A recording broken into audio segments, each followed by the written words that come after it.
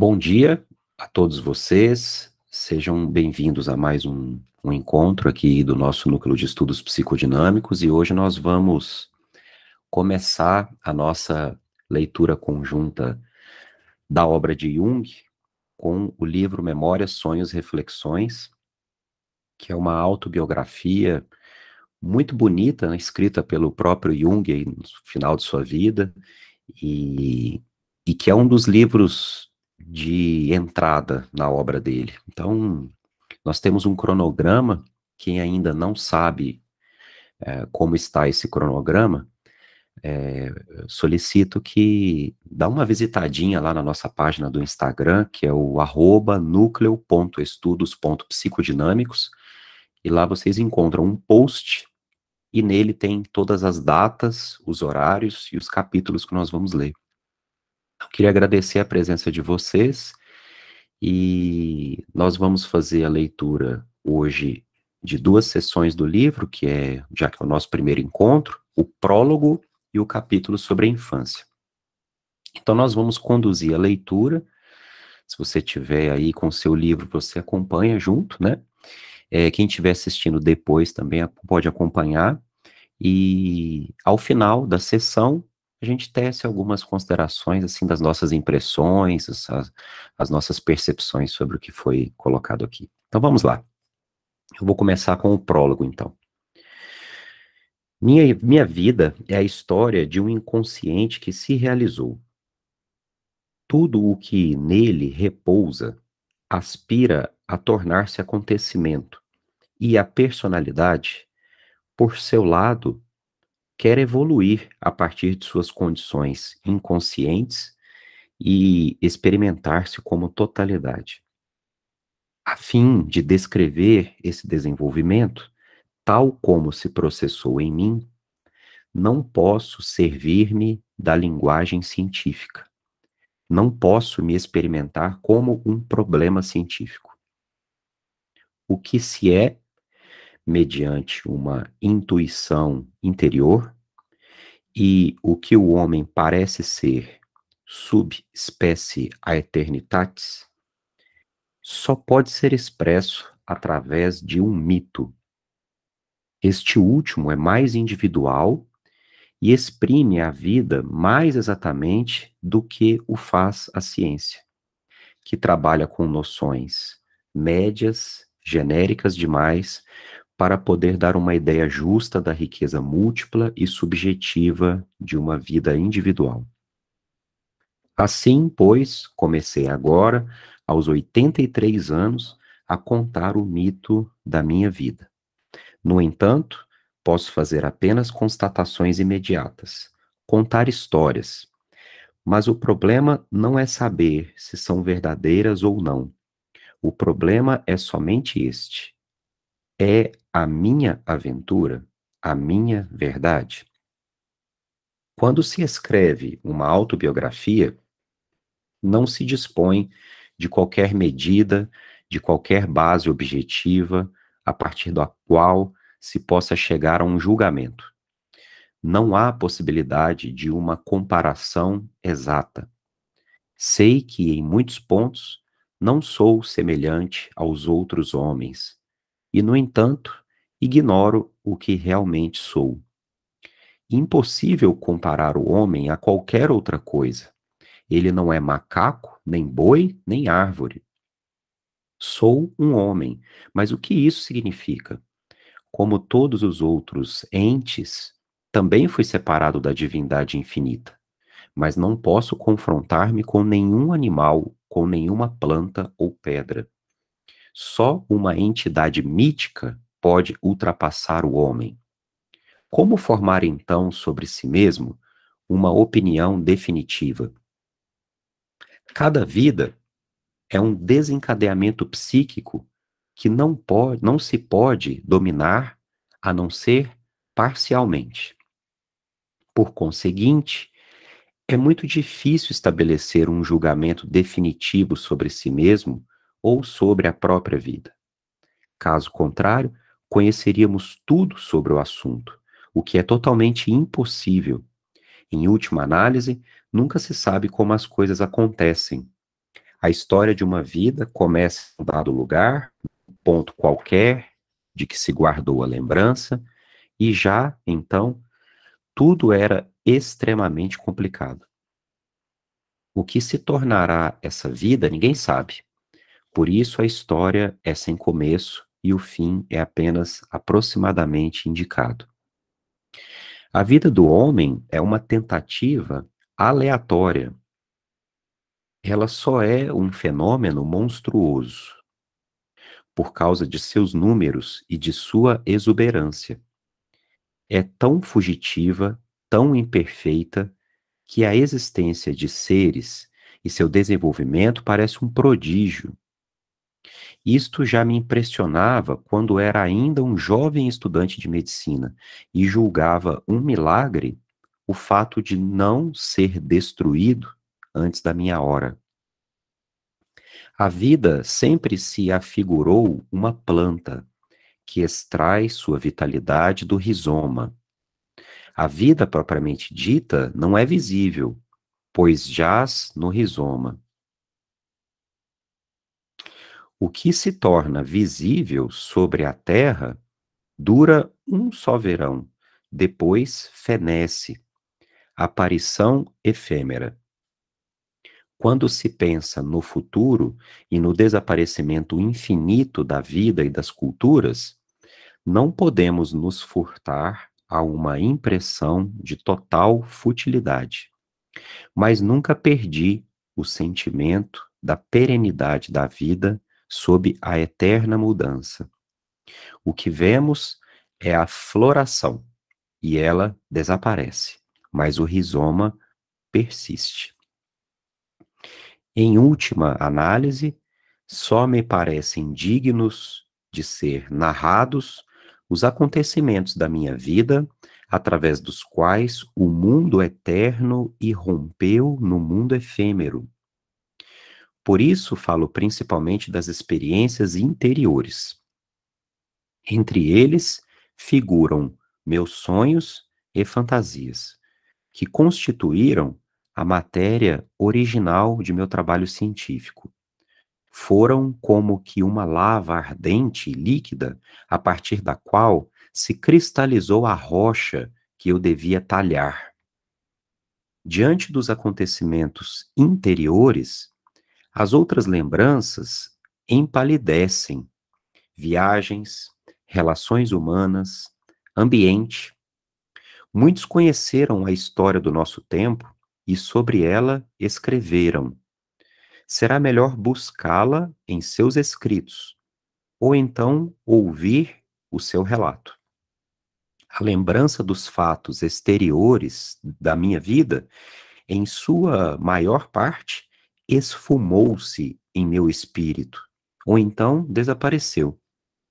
Mas os encontros com a outra realidade, o embate com o inconsciente, se impregnaram de maneira indelével em minha memória. Nessa região sempre houve abundância e riqueza. O restante ocupava o segundo plano. Assim também os seres tornaram-se para mim lembranças imperecíveis, na medida em que seus nomes sempre estiveram inscritos no livro do meu destino.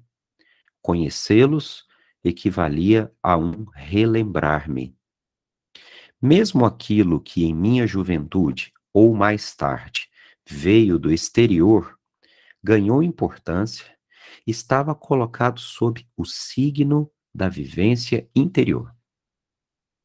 Muito cedo, cheguei à convicção de que as respostas e as soluções das complicações da vida não vêm do íntimo. Isso quer dizer que pouco significam. As circunstâncias exteriores não podem substituir as de ordem interior.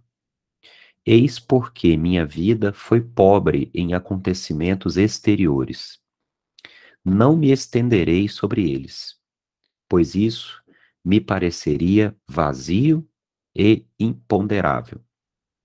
Só posso compreender-me através das ocorrências interiores. São aquelas que constituem a particularidade da minha vida e é delas que trata a minha, entre aspas aqui, autobiografia. E aqui nós encerramos o prólogo. Não sei qual foi a impressão de vocês, mas acho que o que me chamou, pelo menos, a atenção, alguns pontos aqui que me provocaram um pouco mais, logo mais aqui no início, quando ele já começa falando que, de alguma forma, a vida humana, a existência humana, não podem ser encaradas como problemas científicos. Essa é uma questão muito interessante. Coloca em questão a cientificidade do saber psicológico. E achei muito legal quando ele fala que só o mito pode dar a noção exata do homem, já que a ciência é genérica, ela trabalha com noções médias, né? Ele vai dizer que noções médias, genéricas demais, para poder dar uma ideia justa da riqueza múltipla e subjetiva da vida individual. Então, eu já havia visto o Jung abordar essas críticas à cientificidade da psicologia em outros textos dele, no Homem e seus Símbolos, também no primeiro capítulo, ele está fazendo também um comentário assim, né? Ele está falando não sei se é necessariamente uma crítica à ciência, mas ele está falando, acho que sim, mas ele está falando, assim, das limitações da ciência, né? Em abordar o problema, a questão da existência humana, né? E sim, como o Paulo coloca ali, se referindo ao positivismo, né? O positivismo aplicado também à psicologia. Então, achei interessante essa questão científica no primeiro momento. Também a gente fica com a sensação de que a gente está ouvindo um homem de 83 anos falar sobre a sua própria vida, né? Então, tem um quê, assim, de autoanálise também, né? Na medida que a gente vai percorrendo os capítulos, a gente vai ver que é um indivíduo de uma profundidade psíquica tremenda de certa forma, discorrendo sobre as suas lembranças, sobre as suas memórias. Então, é muito bonito, realmente. Concordo com o que você colocou, Renata. É modesto e é muito bonito. E também, só 2 pontos aqui que eu achei interessantes, que ele está tocando nisso muito aqui, que é a singularidade da existência humana individual, mas também a efemeridade, né, da vida, como que a vida se esvai com muita rapidez, né? E isso mostra, como você também disse, uma humildade e um respeito muito grandes diante do fenômeno humano, né? Então é um profundo pensador na sua maior envergadura, mas nunca deixando de lado a humildade, né, e a modéstia na hora de falar sobre o ser humano. E a gente vê aqui como que o Jung era um introvertido, né, que ele está já nos dizendo aqui que a autobiografia está sendo escrita, né, o relato dele está partindo da perspectiva dos acontecimentos interiores, né, não a partir dos acontecimentos exteriores.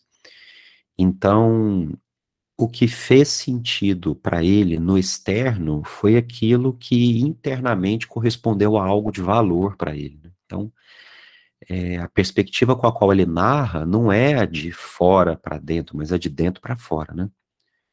Então, a gente vê aqui o reflexo da psique introvertida do Jung. Então, todos os fenômenos que ele vai, os acontecimentos, melhor dizendo, né, que ele vai colocar ao longo do livro, dizem respeito àquilo que ele, vamos dizer, de dentro para fora, considerou com uma significação especial para ele. Alguma outra consideração que fez sentido para vocês? O que vocês acham? O professor, Pois não. tem uma parte em que ele coloca a vida sempre me afigurou uma planta que extrai sua vitalidade do rizoma. A vida propriamente dita não é visível, pois jaz no rizoma. Como se fosse, eu vou dar um exemplo de uma árvore aqui que tem aqui na minha cidade, o ipê, a flor de ipê. Uhum, Ela floresce e aí nós percebemos como bonito é. E uhum, depois as flores elas caem e a árvore seca e aí ninguém mais percebe. uhum. Esse efêmero é que a gente está prestando atenção apenas no externo, não é isso? É, A árvore em pé, forte, rígida, o que está acontecendo lá dentro a gente não presta atenção, né? é. Que você, eu fiquei com essa, também com essa impressão de que você a vê como manifestação.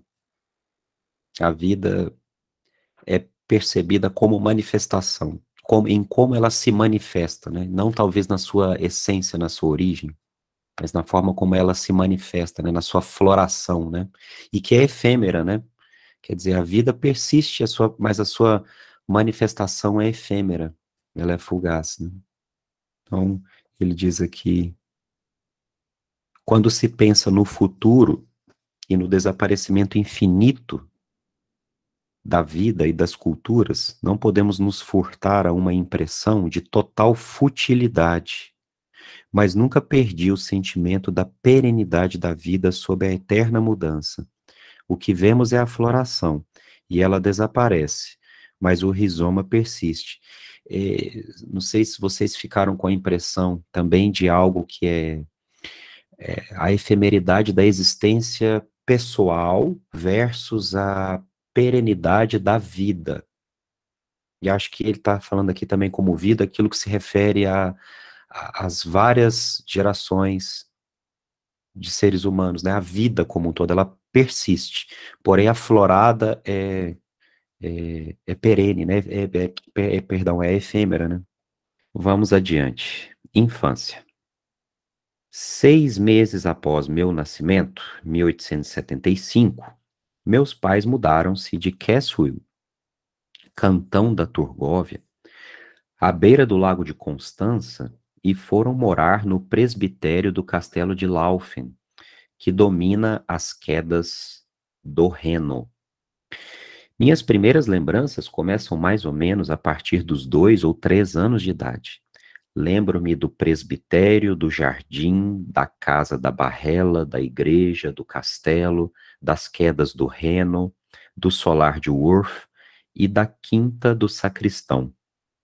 São ilhas incisivas de lembranças, aparentemente sem nenhum liame entre si, e que flutuam num mar impreciso.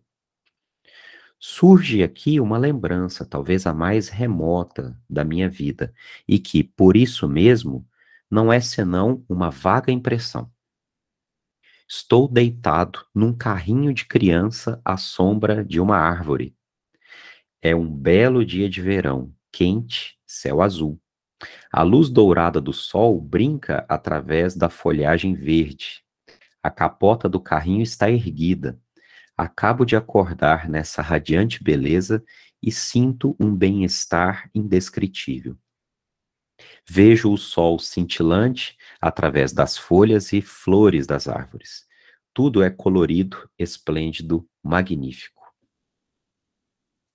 Outra lembrança. Estou sentado em nossa sala de jantar, do lado oeste da casa, numa cadeira alta de criança, e bebo a colheradas leite quente onde estão mergulhados pedacinhos de pão. O leite tem um gosto bom e seu cheiro é característico. Pela primeira vez, tive a consciência de perceber um odor. Foi o instante em que, desse modo, me tornei consciente do olfato. Essa lembrança, essa lembrança remonta também a um passado muito distante. Ou ainda, é uma linda tarde de verão. Minha tia diz: Vou mostrar-lhe uma coisa. E me leva à frente da casa, à rua que conduz a Dachshund. Longe no horizonte, estendia-se a cadeia dos Alpes, perfeitamente visível no vermelho flamejante da tarde. Olhe lá longe as montanhas vermelhas. Vi os Alpes pela primeira vez. Disseram-me então que no dia seguinte as crianças de Dachshund fariam uma excursão escolar a Zurique sobre o Uetliberg. Eu queria a todo custo ir com elas, mas, para minha tristeza, disseram-me que crianças tão pequenas não poderiam participar. Não havia nada a fazer. A partir desse momento, Zurique e o Uetliberg foram para mim a inacessível terra prometida, perto das flamejantes montanhas cobertas de neve. Posteriormente, minha mãe viajou comigo para a Turgóvia, em visita a amigos que habitavam num castelo à beira do lago de Constança. Ninguém conseguia afastar-me da margem. O sol cintilava sobre as águas. As vagas produzidas pelos barcos a vapor chegavam até a margem, desenhando nervuras delicadas na areia do fundo. O lago se estendia por uma distância incalculável, e esta amplidão era uma delícia inconcebível, um esplendor sem igual. Foi então que se fixou fortemente em mim a ideia de que eu deveria viver à beira de um lago. Parecia-me impossível viver sem a proximidade da água. Outra lembrança. Gente desconhecida, afobação, alvoroço. A empregada veio correndo. Os pescadores encontraram um cadáver logo abaixo das quedas do Reno. Querem levá-lo para a lavanderia. Meu pai disse, sim, sim. Eu logo quis ver o cadáver. Minha mãe me deteve e proibiu-me terminantemente de ir ao jardim. Quando os homens foram embora, atravessei depressa o jardim, às escondidas, para ir à lavanderia. A porta estava fechada. Fiz então a volta da casa. Atrás dela, no alto, havia uma vala em declive, através da qual escorria uma água sanguinolenta. Esse fato interessou-me extraordinariamente. Nessa época, eu ainda não tinha completado 4 anos. Outra imagem emerge. Estou inquieto, febril, sem sono.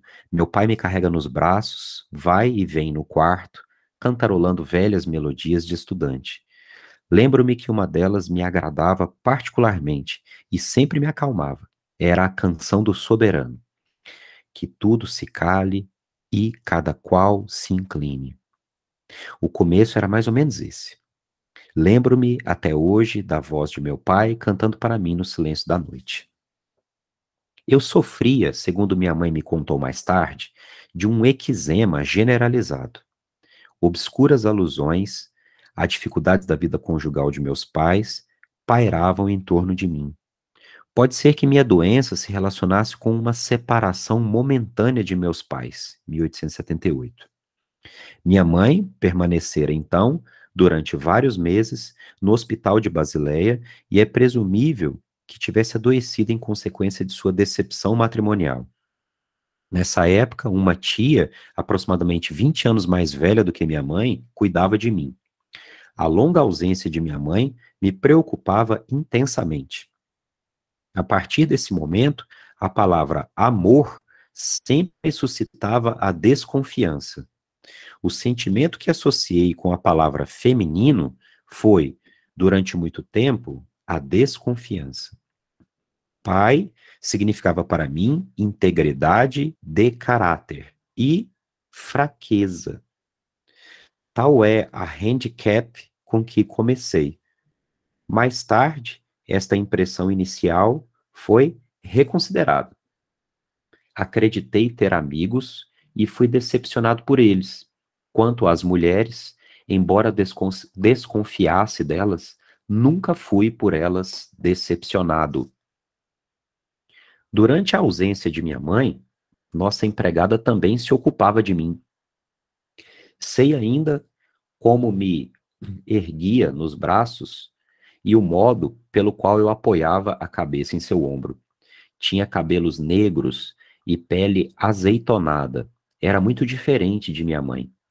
Lembro-me da raiz de seus cabelos, de seu pescoço, cuja pele era fortemente pigmentada, de sua orelha.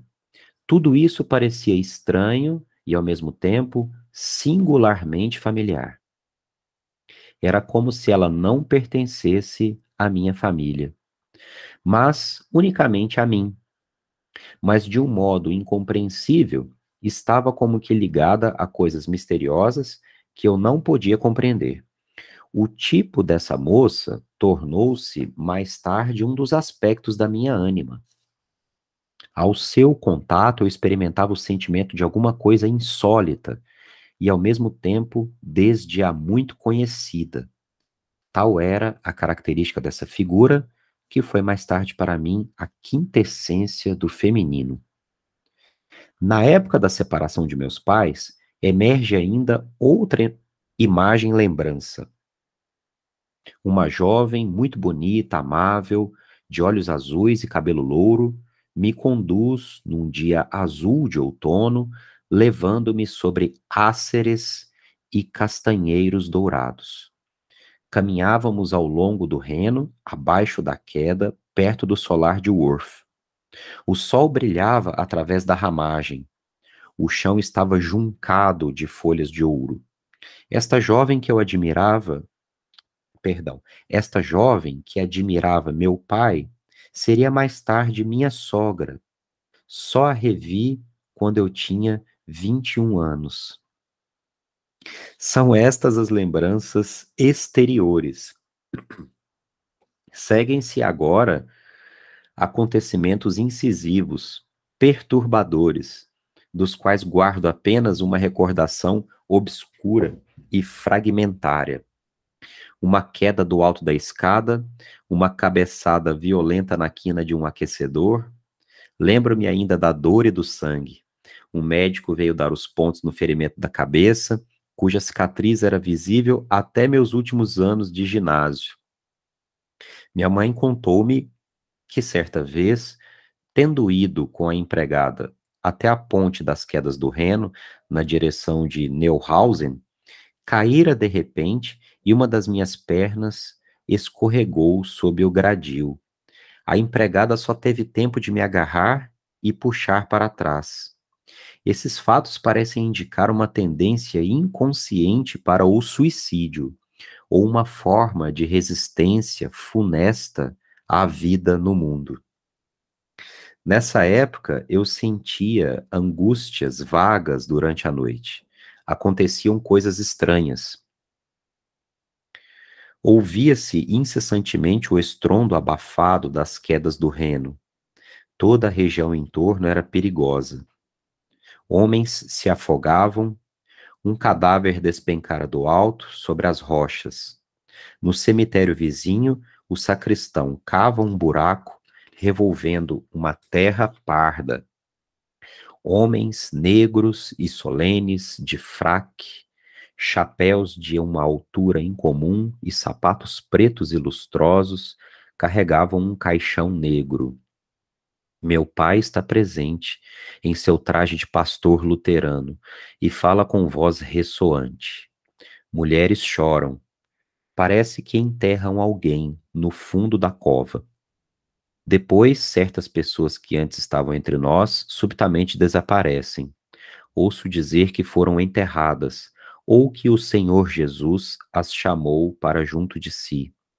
Minha mãe me ensinara uma oração que eu repetia todas as noites de bom grado, pois isso me dava um certo sentimento de conforto diante das inseguranças e ambiguidades da noite. Estende tuas duas asas, ó Jesus, minha alegria, e protege teu pintinho, se Satã quiser devorá-lo. Faz cantar os teus anjinhos, que esta criança fique ilesa. O Senhor Jesus era confortante, um senhor afável e benevolente como o senhor Wagenstein do castelo. rico, poderoso, estimado, cheio de solicitudes para com as crianças durante a noite. O fato de ser alado como um pássaro era um pequeno milagre que não me perturbava. Muito mais digno de nota e motivo de numerosas reflexões era a circunstância de que as crianças fossem comparadas a Queshley, eu não sei se a pronúncia é essa, mas Queshley, que evidentemente o Senhor Jesus devia tomar como um remédio amargo, a contragosto. Era penoso para mim compreender isso, embora entendesse facilmente que Satã gostava dos Queshley, sendo necessário evitar que os devorasse. Quanto ao Senhor Jesus, se bem que não os apreciasse, devia comê-los para os livrar de Satã. Tal era o meu argumento confortante. Mas diziam também que Senhor Jesus levava consigo outras pessoas, e isso equivalia para mim pô-las num buraco cavado na terra. Essa conclusão sinistra, por analogia, teve consequências fatais. Comecei a desconfiar do Senhor Jesus. Ele perdeu seu aspecto de grande pássaro benevolente e confortante, e foi associado aos homens soturnos e negros de fraque e cartola, cujos sapatos eram pretos e lustrosos e que se ocupavam com caixões negros. Essas ruminações me levaram ao primeiro trauma consciente. Num dia de verão muito quente, eu estava sentado sozinho, como de costume, na rua em frente de casa, brincando na areia. A rua que passava diante de nossa casa subia em direção a uma colina até perder-se na floresta. Podia-se ver uma grande extensão desse caminho. Nesse trajeto, percebi, descendo da floresta, uma estranha figura com um chapéu de abas largas e uma longa veste negra. Parecia um homem usando roupa feminina. Aproximava-se lentamente e assim pude constatar que, na realidade, era um homem usando uma espécie de sotaina negra que lhe chegava aos pés. Vendo-o, senti um medo que aumentou rapidamente até tornar-se pavor mortal. Configurara-se em minha mente a ideia apavorante. É um jesuíta. Pouco tempo antes, com efeito, eu ouvira uma conversa de meu pai com um de seus colegas sobre as maquinações dos jesuítas. A tonalidade emocional, meio irritada e meio angustiada dessas observações, deu-me a impressão de que os jesuítas representavam algo de particularmente perigoso, mesmo para meu pai. No fundo, eu não sabia o que significava jesuíta, embora conhecesse a palavra Jesus, aprendida na curta oração. O homem que descia a rua estava evidentemente disfarçado, pensei. Por isso usava roupas de mulher. Provavelmente tinha más intenções. Com um medo mortal, corri a toda pressa para casa, subi a escada que levava ao sótão e me escondi sob uma viga, num canto escuro. Não sei quanto tempo fiquei lá. Não deve ter sido pouco, pois quando desci de novo, prudentemente ao primeiro andar e com um cuidado extremo, pus a cabeça à janela e não havia nem de perto nem de longe o menor vestígio da figura negra. Entretanto, continuei durante vários dias dominado por um medo infernal, e isto me retinha em casa. A partir de então, sempre que brincava na rua, a orla da floresta constituía para mim o objeto de uma atenção intranquila. Mais tarde, enfim, compreendi naturalmente que essa figura negra nada mais era do que um inofensivo padre católico.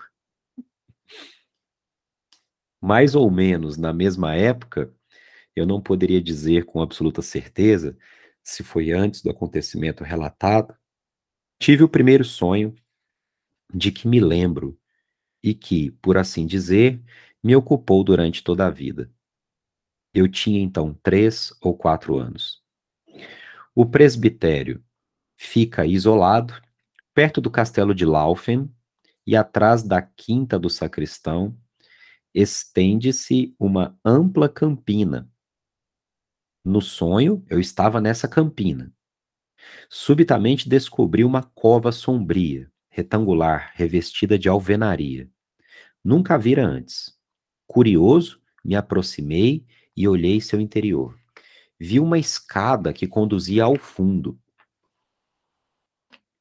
Hesitante e amedrontado, desci. Embaixo deparei com uma porta em arco, fechada por uma cortina verde.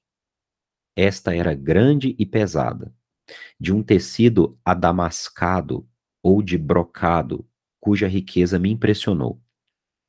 Curioso de saber o que se escondia atrás, afastei-a e deparei com um espaço retangular de cerca de 10 metros de comprimento, sob uma tênue luz crepuscular.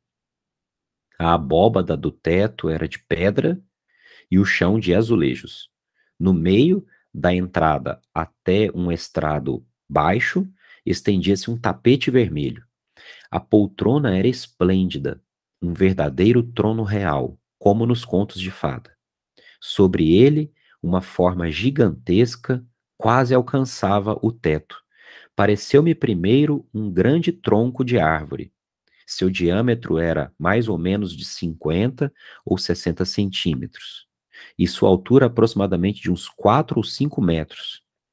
O objeto era estranhamente construído, feito de pele e carne viva, e sua parte superior terminava numa espécie de cabeça cônica e arredondada, sem rosto nem cabelos.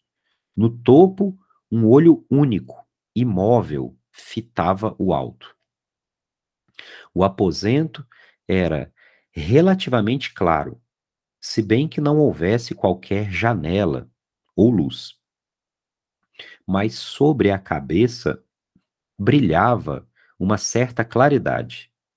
O objeto não se movia, mas eu tinha a impressão de que, a qualquer momento, poderia descer do seu trono e rastejar em minha direção, qual um verme. Fiquei paralisado de angústia. Nesse momento insuportável, ouvi repentinamente a voz de minha mãe, como que vinda do interior e do alto, gritando: Sim, olhe-o bem, isto é o devorador de homens. Senti um medo infernal e despertei, transpirando de angústia. Durante noites seguidas, não queria dormir, pois receava a repetição de um sonho semelhante. Este sonho preocupou-me através dos anos. Só muito mais tarde descobri que a forma estranha era um falo e, dezenas de anos depois, compreendi que se tratava de um falo ritual.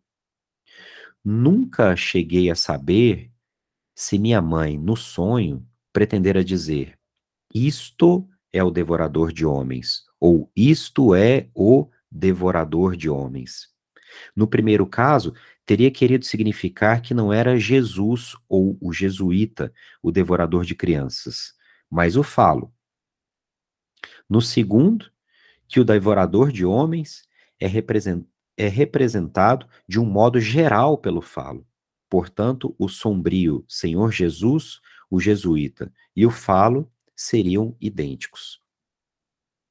A significação abstrata do falo é assinalada pelo fato de que o membro em si mesmo é entronizado da maneira ictifálica. Aí tem aqui uma origem da expressão TJUV igual a ereto.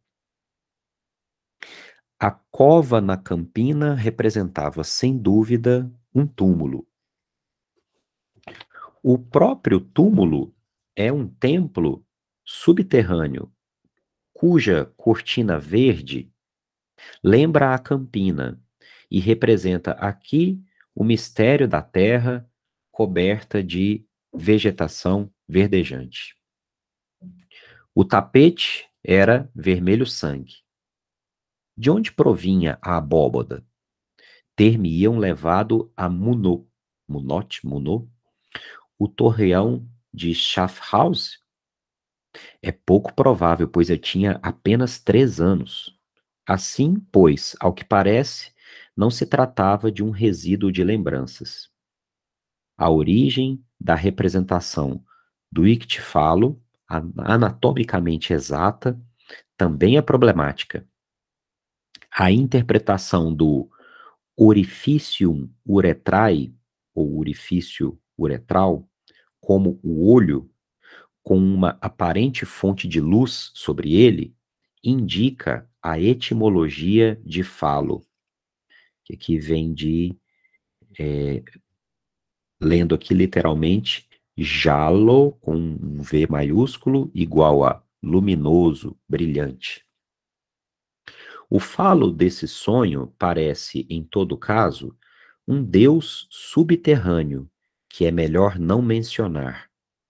Como tal, morou em mim através de toda a minha juventude e reaparecendo cada vez que se falava com demasiada ênfase no Senhor Jesus Cristo. O, entre aspas, Senhor Jesus nunca foi para mim completamente real, aceitável e digno de amor, pois eu sempre pensava em sua equivalência subterrânea como numa revelação que eu não buscara e que era pavorosa. O disfarce do jesuíta lançou uma sombra sobre a doutrina cristã que me ensinaram e que me pareceu às vezes uma solene mascarada, uma espécie de cortejo fúnebre. Embora as pessoas tomassem uma expressão séria ou triste, num abrir e fechar de olhos, pareciam rir secretamente, sem o menor sinal de aflição. O, entre aspas, Senhor Jesus se me afigurava, não sei porquê, uma espécie de Deus dos mortos protetor, uma vez que expulsava os demônios da noite, mas em si mesmo temível, pois era um cadáver sangrento e sacrificado.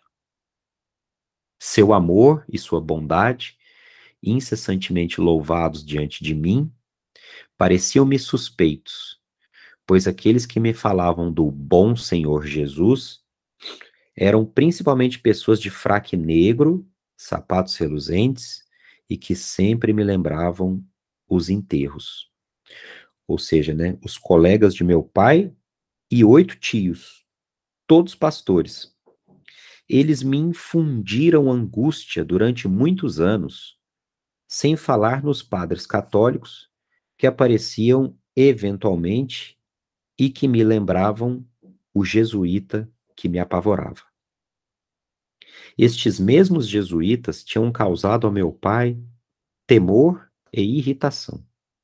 Nos anos que se seguiram, até a minha crisma, esforcei-me penosamente por estabelecer apenas de tudo, perdão, por estabelecer, apesar de tudo, uma relação positiva com Cristo, tal como esperavam de mim, mas não conseguia superar a minha desconfiança secreta.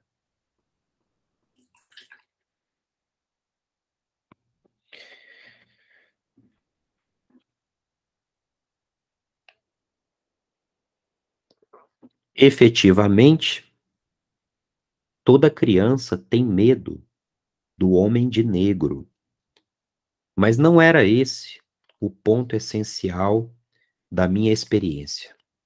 O essencial era a formulação terrível de um conhecimento que se impunha a meu cérebro de criança. Abre aspas, é um jesuíta, fecha aspas. Assim, também, no meu sonho, o essencial é a singular manifestação simbólica e a surpreendente interpretação do devorador de homens. Não é o fantasma infantil do bicho-papão o essencial, mas o fato de que esteja sentado num trono subterrâneo feito de ouro. Para minha consciência de criança, era o rei que devia sentar-se num trono de ouro. Depois, num trono mais belo, mais alto e mais dourado. No céu azul longínquo, sentar-se-iam o bom Deus e o Senhor Jesus, coroados de ouro e vestidos de branco. Mas era do Senhor Jesus que vinha descendo a montanha arborizada, o jesuíta, com seu traje preto de mulher e um grande chapéu negro. Às vezes eu me sentia compelido a olhar para aquele lado para saber se o perigo não me ameaçava de novo. No sonho, eu descera ao fundo da gruta e lá encontrara um outro ser no trono dourado, um ser inumano, saído do mundo subterrâneo. Imóvel, ele olhava para o alto e se nutria de carne humana. Somente 50 anos mais tarde deparei, surpreendido, com a passagem de um comentário acerca dos ritos religiosos, cujo tema fundamental era o da antropofagia no simbolismo da comunhão. Nesse momento compreendi como era pouco infantil, como era madura e mesmo excessivamente precoce a ideia que começava a insinuar-se em minha consciência por ocasião daqueles dois acontecimentos. Quem falava em mim? Que mente ideara esses acontecimentos? Que inteligência superior estava em ação? Sei que qualquer ignorante será tentado a dizer disparates acerca do homem de negro, do devorador de homens, do acaso, das interpretações imediatas, para apagar rapidamente algo que é terrivelmente incômodo, a fim de que a inocência familiar não seja perturbada. Ah, essa boa gente tão zelosa e saudável sempre me dá a impressão daqueles girinos otimistas que, confinados numa poça de água de chuva, agitam alegremente a cauda ao sol, sem pensar que no dia seguinte a água rasa secará. O que falava em mim nesse tempo? Quem propunha as questões supremas? Quem reunia o alto e o baixo, estabelecendo a base de tudo o que preencheria a segunda metade da minha vida de tempestades apaixonadas? Quem perturbava a tranquilidade e a inocência com esse pesado pressentimento da vida humana, a mais madura? Quem, senão o hóspede estrangeiro, vindo do alto e do baixo? Esse sonho de criança iniciou-me nos mistérios da terra. Houve nessa época, de certa forma, uma espécie de catacumba, onde os anos se escoaram até que eu pudesse sair de novo. Hoje sei que isso aconteceu para que a mais intensa luz possível se produzisse na obscuridade. Foi como que uma iniciação no reino das trevas. Nessa época, principiou inconscientemente a minha vida espiritual. Deixa eu fazer uma pausa para o café aqui.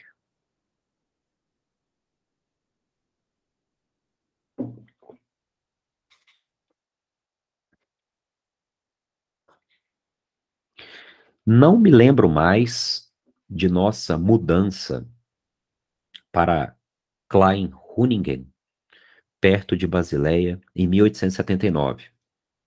Mas guardo a clara recordação de um acontecimento que ocorreu alguns anos depois. Uma tarde, meu pai tirou-me da cama, levando-me em seus braços até um caramanchão, a fim de mostrar-me o céu de um esplendoroso verde que cintilava ao crepúsculo. E isso foi depois da erupção do Krakatoa, em 1883. Em outra ocasião, meu pai mostrou-me um grande cometa sobre o horizonte, a leste. Certa vez houve uma grande inundação. O Viese, rio que atravessa a cidade, rompera seus diques. Uma ponte desabara, rio acima. 14 pessoas tinham se afogado, e as águas amarelas de lodo haviam-nas arrastado para o Reno. Quando as águas recuaram, alguém disse que havia cadáveres na areia. Eu não tive mais sossego. Encontrei o cadáver de um homem de meia idade, vestido de fraque negro. Provavelmente voltava da igreja. Jazia, meio encoberto pela areia, o braço sobre os olhos. Com grande espanto de minha mãe, fiquei igualmente fascinado ao ver matar um porco. Tudo isso, para mim, tudo isso era, para mim, do maior interesse. Minhas primeiras lembranças concernentes às artes plásticas datam também do período transcorrido em Kleinhuningen. Na casa de meus pais, um presbitério do século XVIII, havia um quarto sombrio e solene. Lá se encontravam os móveis mais finos e quadros antigos suspensos nas paredes. Lembro-me particularmente de uma pintura italiana que representava Davi e Golias. Era uma cópia ao espelho do ateliê de Guido Reni, cujo original se achava no Louvre. Não sei como esse quadro chegou às mãos da nossa família. Havia também outro quadro antigo, atualmente na casa de meu filho. Representa uma passagem da Basileia do começo do século XIX. Muitas vezes eu me esgueirava secretamente até esse aposento sombrio e isolado e ficava horas inteiras sentado diante dos quadros, admirando sua beleza, a única que conhecia. Certa ocasião, eu era ainda muito criança, tinha apenas 6 anos, uma tia levou-me à Basileia e mostrou-me os animais empalhados do museu. Lá permanecemos muito tempo, pois eu queria ver tudo, minuciosamente. Às 4 horas soou o sino, indicando que era a hora de fechar. Minha tia apressou-me, mas eu não podia me afastar das vitrinas. Nesse ínterim, a sala fora fechada e tivemos que alcançar a escada por outro caminho, através da galeria de arte antiga. De repente, defrontei-me com aquelas magníficas formas. Completamente subjugado, arregalei os olhos, pois nunca vira nada de tão belo. Não me cansava de olhar. Minha tia puxava-me pela mão, impelindo-me em direção à saída. Eu ficava sempre um pouco para trás, enquanto ela gritava repetidamente: Menino insuportável, feche os olhos. Só nesse momento observei que os corpos estavam nus, o sexo oculto sob folhas de parreira. Antes não havia notado esse detalhe. Foi assim que se deu meu primeiro confronto com as belas artes. Minha tia protestava, indignada, como se tivesse sido obrigada a atravessar uma galeria pornográfica. Quando eu tinha 6 anos, meus pais fizeram comigo uma excursão a Arlesheim. Nessa ocasião, minha mãe usava um vestido que nunca esqueci e que é também o único de que me lembro. O tecido era preto, estampado de pequeninas meias-luas verdes.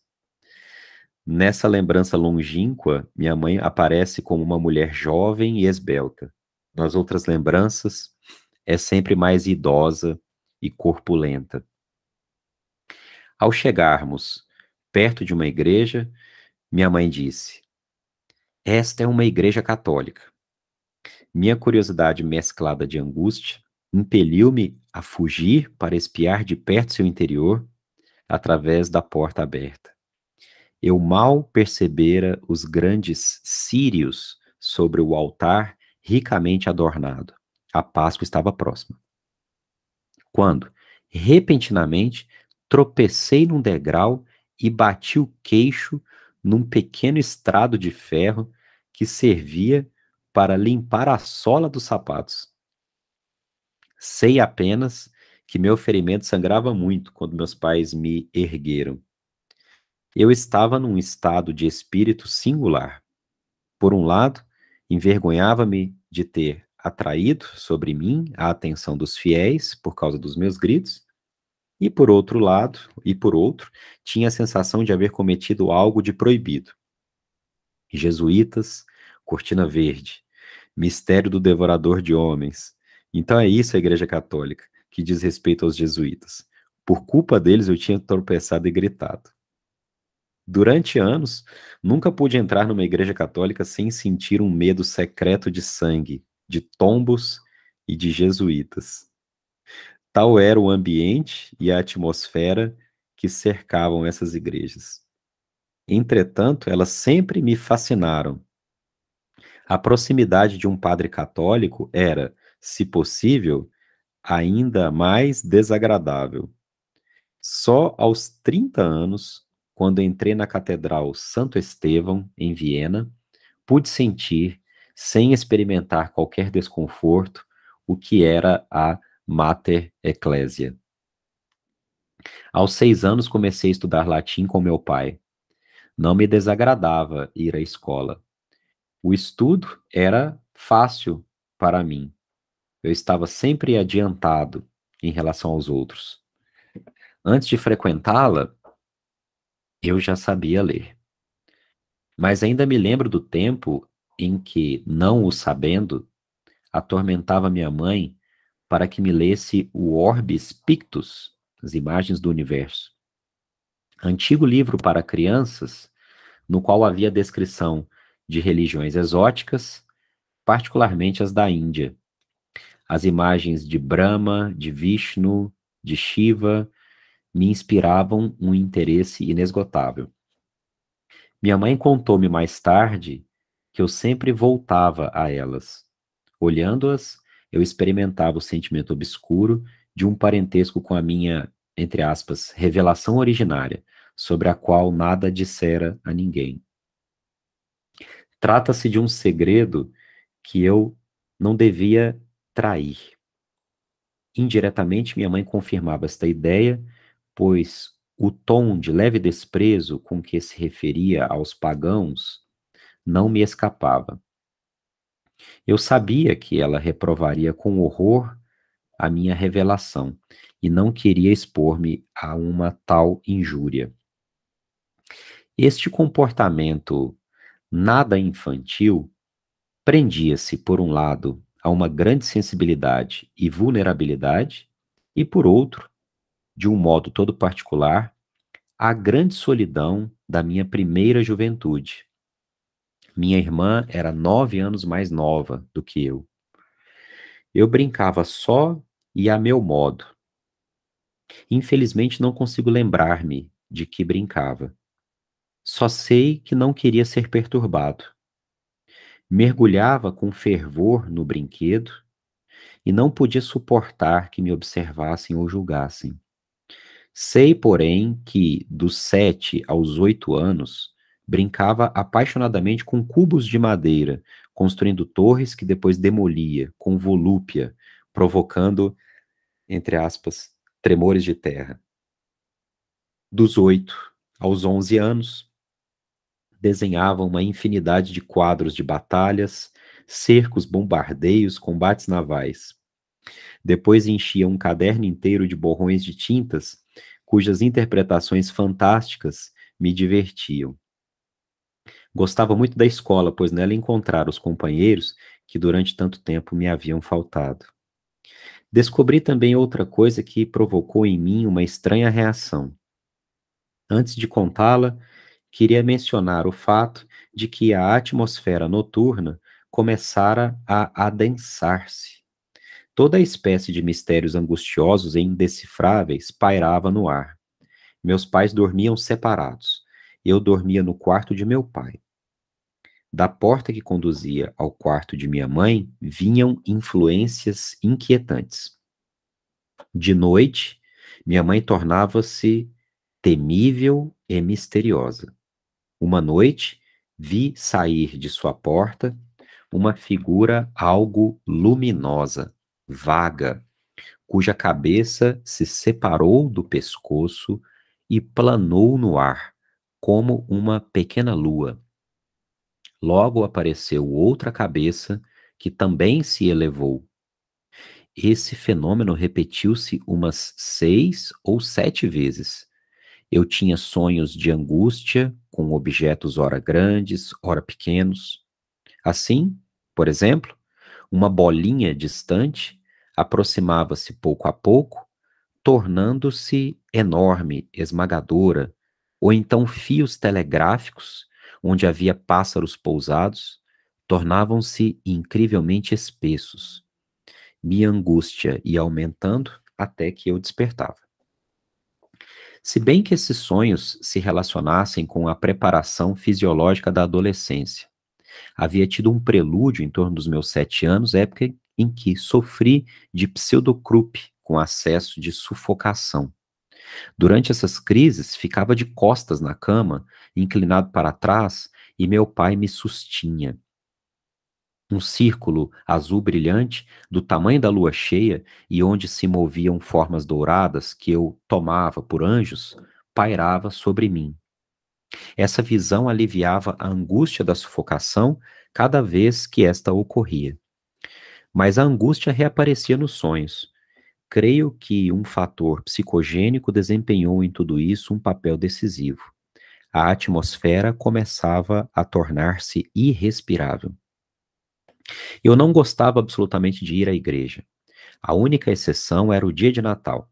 O cântico de Natal, abre aspas, é este o dia que Deus criou, fecha aspas. Agradava-me imensamente. À noite, acendia-se a árvore de Natal. Era a única festa cristã que despertava meu fervor. As outras não me interessavam. A noite de São Silvestre vinha em segundo lugar. A época do Advento tinha algo que parecia não se harmonizar com a vinda do Natal. Alguma coisa que se ligava à noite, à tempestade, ao vento, à obscuridade da casa. Eu ouvia murmúrios. Algo começava. Nessa época da minha primeira infância, fiz uma descoberta, convivendo com meus colegas da escola rural. Eles me alienavam de mim mesmo. Na companhia deles, eu me tornava diferente do que era em casa quando só. Participava de travessuras e chegava a inventar algumas que jamais me teriam ocorrido. Sabia perfeitamente que poderia só, em casa, tramar uma variedade de coisas. Parecia-me, porém, que essa mudança era devida à influência de meus companheiros, os quais, de certa forma, me arrastavam e constrangiam a ser diferente do que eu pensava ser. A influência do mundo mais vasto, em que eu conhecia outras pessoas, além de meus pais, parecia-me dúbia, suspeita e veladamente hostil.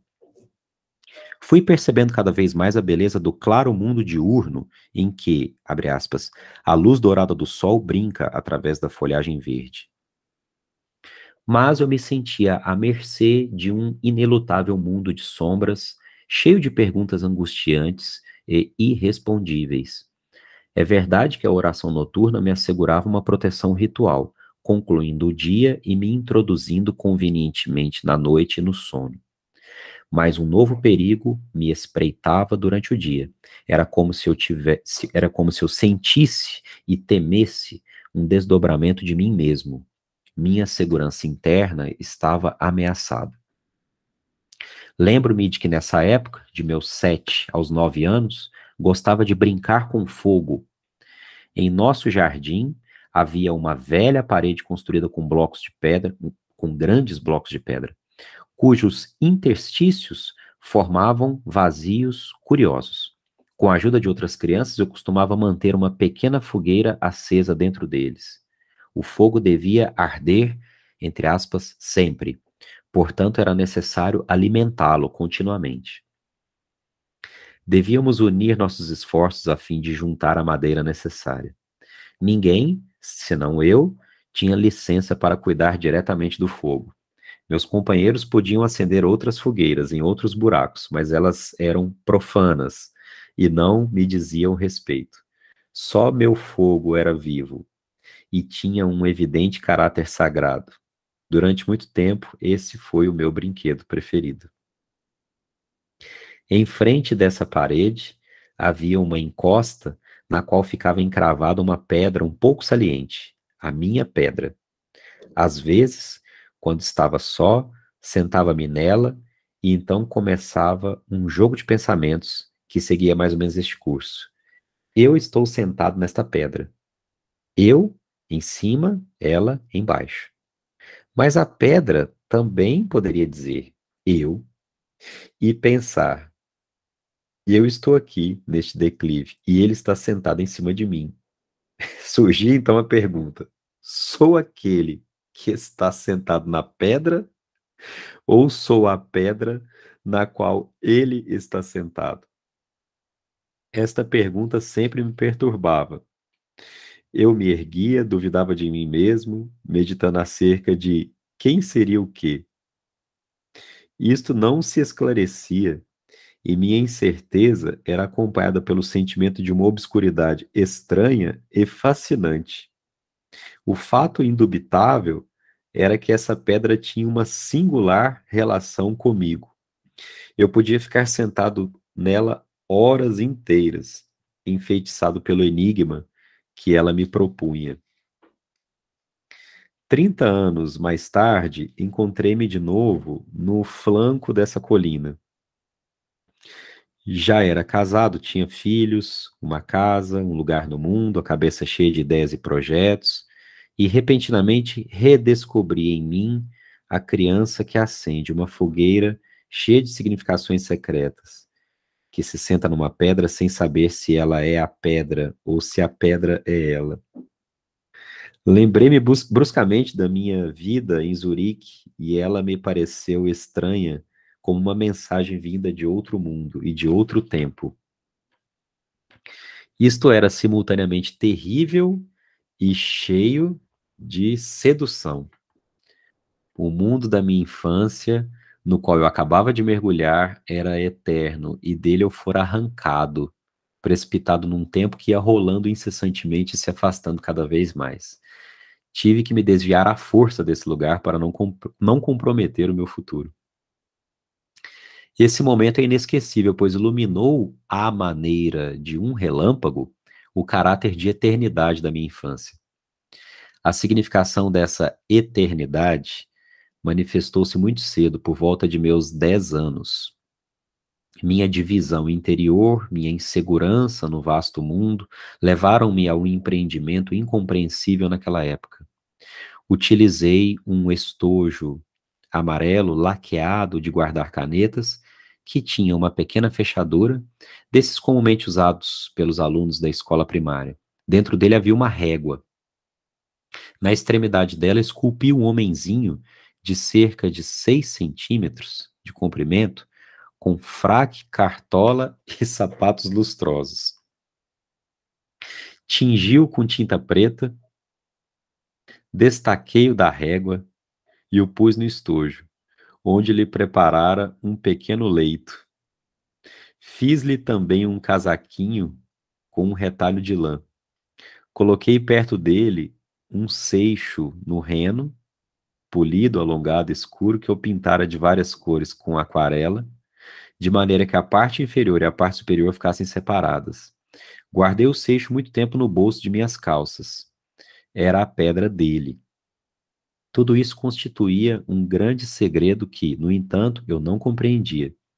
Levei às escondidas o estojo com o homenzinho ao sótão, lugar em que era proibido brincar, porque o assoalho carcomido e podre não oferecia segurança.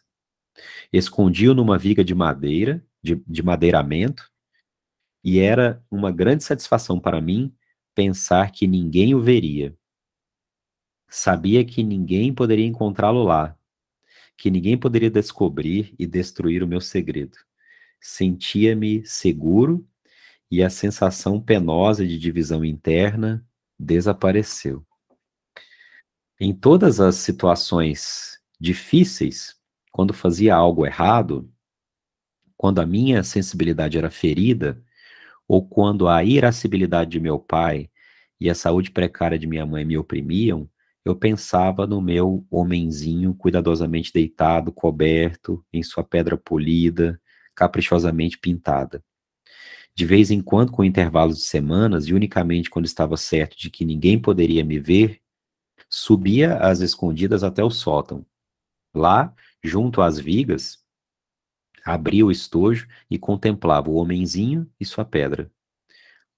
Colocava então, junto a ele, um rolinho de papel no qual escrevera antes, durante as aulas, algumas palavras numa caligrafia secreta que inventara.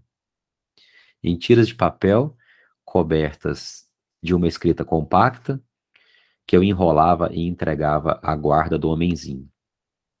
Lembro-me de que o ato de incorporação de cada novo rolinho tinha sempre o caráter de um ato solene. Infelizmente, não posso lembrar-me do que pretendia comunicar ao homenzinho. Sei apenas que as minhas, entre aspas, cartas, significavam uma espécie de biblioteca para ele. Tenho a vaga ideia de que talvez continuassem certas frases que me haviam agradado particularmente. O sentido dessas ações ou sua explicação possível não me preocupavam. Eu me contentava com o sentido de uma nova e prazerosa segurança e experimentava a satisfação de possuir algo que ninguém poderia atingir ou conhecer. Para mim, tudo isto representava um segredo inviolável que jamais deveria ser traído, pois dele dependia a segurança da minha existência. Eu não sabia por quê, mas era assim. Essa posse de um segredo marcou-me fortemente. É isto um traço essencial da minha primeira juventude, algo que foi para mim da mais alta importância. Jamais relatei a quem quer que fosse o sonho infantil do falo, e o próprio jesuíta pertenceu ao reino inquietante sobre qual não se devia absolutamente falar. A figurinha de madeira e sua pedra foi a primeira tentativa, ainda inconsciente e infantil, de configurar o segredo. Este último me absorvia e tudo me incitava a aprofundá-lo.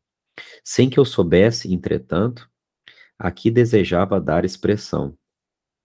Esperava encontrar, talvez, na natureza uma explicação que indicasse onde estava esse segredo e em que consistia.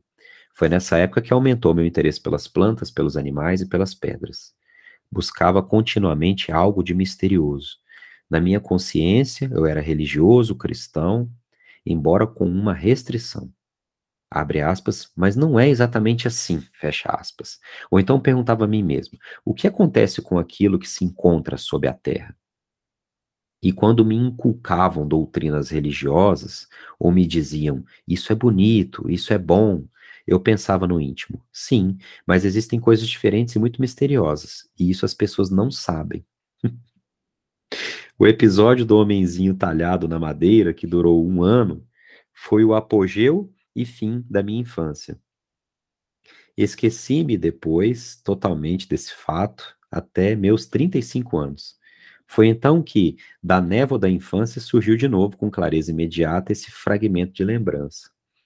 Quando ocupado na preparação do meu livro Metamorfose e Símbolos da Libido, li acerca dos caches de pedras da alma, perto de Arlesheim, e acerca das churingas dos australianos.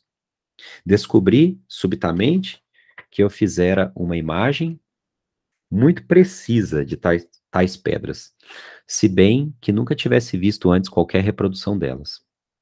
Apresentou-me a imagem de uma pedra polida, pintada de tal maneira que a parte superior se distinguia da parte inferior. Mas ela não me parecia algo desconhecido, e foi então que me voltou à lembrança um estojo amarelado de guardar canetas e um homenzinho. Este era um pequeno deus oculto dos antigos, um telésforo, que em muitas representações antigas aparece perto de Esculápio, para o qual lê num rolo o que tem nas mãos.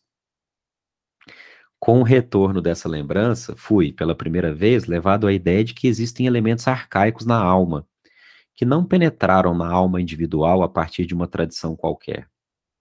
Não havia, com efeito, na biblioteca de meu pai, que, nota bene, só explorei muito mais tarde, um só livro que contivesse tais informações. É fato comprovado que meu pai também ignorava tudo acerca dessas coisas. Em 1920, na Inglaterra, talhei 2 figuras semelhantes num ramo delgado, sem me lembrar de modo algum do acontecimento da minha infância. Mandei reproduzir uma delas em pedra num tamanho maior. Esta figura encontra-se em meu jardim em Kuznat. Somente então o inconsciente me sugeriu um nome para ela. Atmaviktu Breath of Life, sopro de vida. É um desenvolvimento mais amplo daquele objeto quase sexual da minha infância, sublinhado, porém, como Breath of Life, como impulso criador. No fundo, todo esse conjunto representa um cabiro, embrulhado num casaquinho, na quista, caixinha, e munido de uma provisão de força vital, a pedra alongada e enegrecida. Essas relações, entretanto, apenas se tornaram claras para mim muito mais tarde. Na minha infância, as coisas ocorreram, tal como pude observar mais tarde, entre os nativos da África. Eles agem primeiro e não sabem absolutamente o que fazem. Somente muito mais tarde refletem sobre o assunto.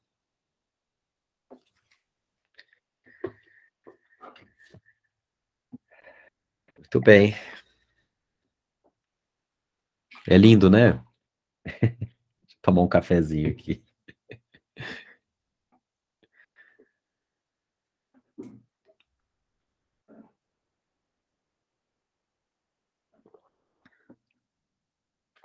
Então, o que vocês acharam dessa primeira etapa?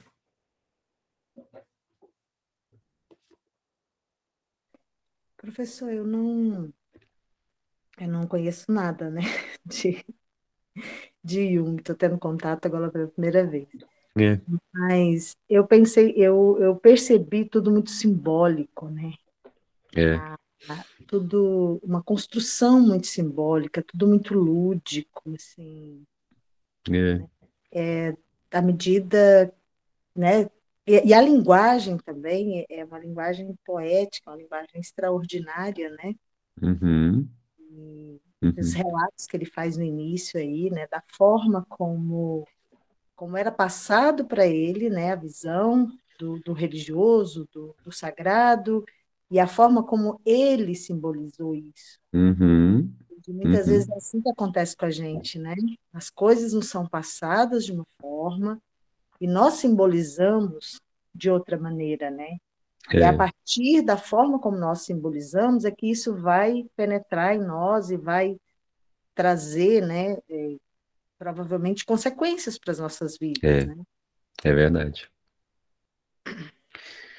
Que é quando ele fala aqui do jesuíta, né? Lá no começo, que ele tá brincando e vê o jesuíta vindo, e ele vai desfiando uma sequência de associações, né?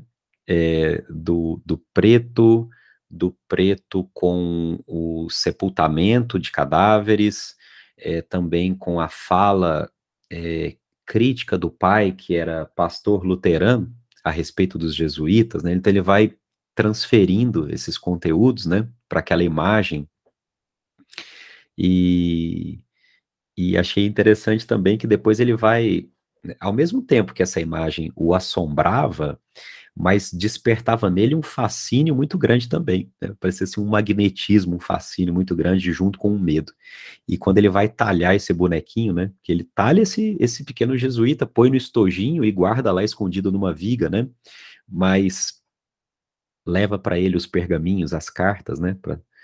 Ele tá ali cultivando um segredo, de alguma forma ele tá se vendo nessa sombra, né, desse jesuíta trajado de negro, e isso vai se mostrando aqui na relação que ele tem com as coisas, né, com a pedra também, naqueles momentos que ele estava ali meditando, vocês imaginam uma criança, né, sentada em cima da pedra e eu sou o menino sentado na pedra ou eu sou a pedra que tem um menino sentado em cima de mim? Então, vocês imaginam uma criança, né, com esse nível de reflexões, né? A Luana diz aqui, eu achei lindo e profundo, acho incrível a forma como ele expõe o que vive, relata e informa, que a compreensão só vem depois, que a, eu acho que ele também está se referindo aqui com isso a não racionalizar tudo que faz, né? Não encontrar as razões pelas quais agimos, mas fazer, não fazer meio, talvez, da intuição, talvez daquilo que se sente, né? O agir, o fazer. E como que a gente, numa cultura ocidental, é educado ao contrário. Primeiro pensar e depois agir, né? E desconsideramos toda essa gama de conteúdos, né? Então, essa questão do sonho aqui também me chamou muito a atenção, né, que acho que representa um pouco dessa descida ao inconsciente, né? O sonho do falo gigante devorador de homens. Esse foi um ponto que me chamou muito a atenção, e aí ele vai tentando fazer aqui algumas associações, né, algumas interpretações, embora ele não esclareça, assim, me pareceu exatamente o conteúdo do sonho, mas ele está falando de um episódio muito marcante aqui, né, nesse falo que transcende a significação freudiana do falo como sendo um símbolo da metáfora paterna, do masculino, mas aqui transcendendo para uma coisa que vai para um patamar de algo quase divino, né? Então ele vai falar que a etimologia de falo como luminoso, brilhante, né? Ele está entronado, né? Talvez tenha uma possível referência ao falo devorador de homens como algo que diz respeito à castração num nível do inconsciente pessoal, portanto freudiano, mas que tenha também uma outra possibilidade de interpretação que seria uma visão mais mítica, né, do falo, aqui como sendo talvez uma referência à divindade, né, alguma divindade.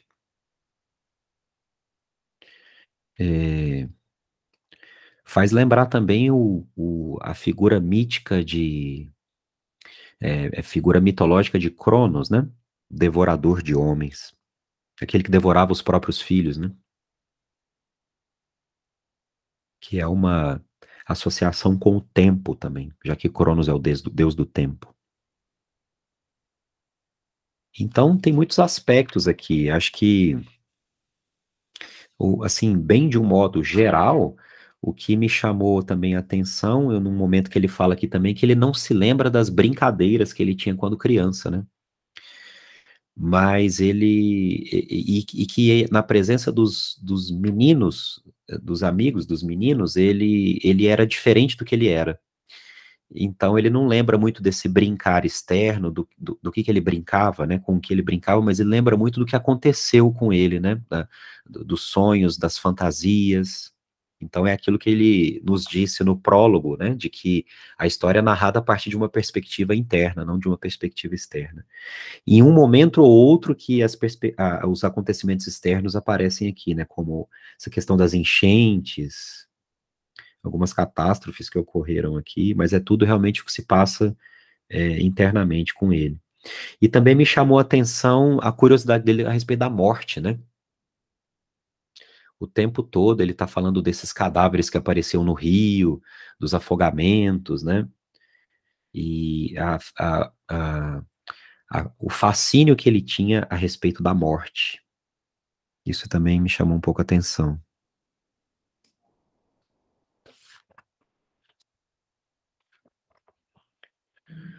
Tudo bem? Alguém quer acrescentar alguma outra coisa?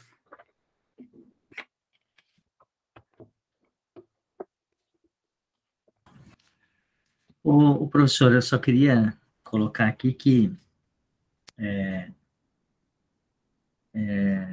como é que é possível um homem desta idade lembrar de fatos lá de 3 anos, de 4 anos, com essa